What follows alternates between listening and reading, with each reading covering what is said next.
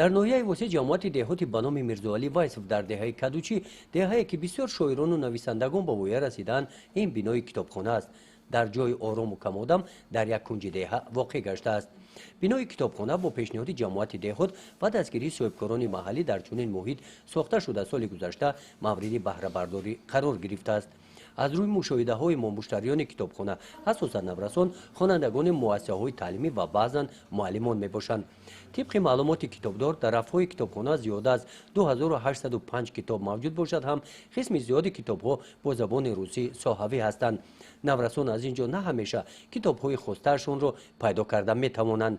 در صحبت با ما مدیر کتابخانه بیان داشتند که اگر این و دیگر مشکلات هایی که در کتابخانه جای دارند حل خود را پیدا نمایند، شماره مشتریان ممکن افزاید.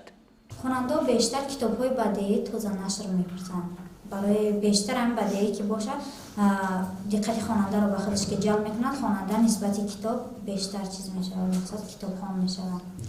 باز در نرسیدن اصولی که مقصد خواننده ما میتونه بیاید که همینجا میاد کتاب میخونن، مقصد نمیتونه شیشته کتاب بخونه برای که در ما اصول نمیرسد، برای همین کتاب گرفته به خانه‌اش میبرد. اگر ما در اصول مقصد دسترس باشد میتونه همینجا موضوع میخواستگیش میخونه، کتاب مونده میره.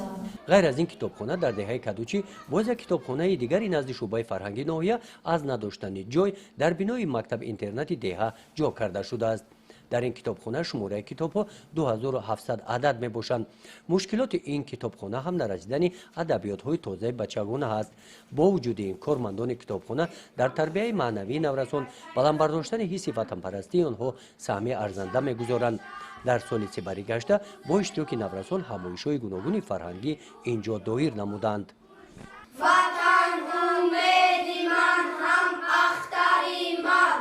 بعضی کتابخانه در دهه زرکاران این جماعت دهات هم همین گونه می باشد. بنای کتابخانه کهنه از عصر گذشته باقی مانده تعمیر طلب است.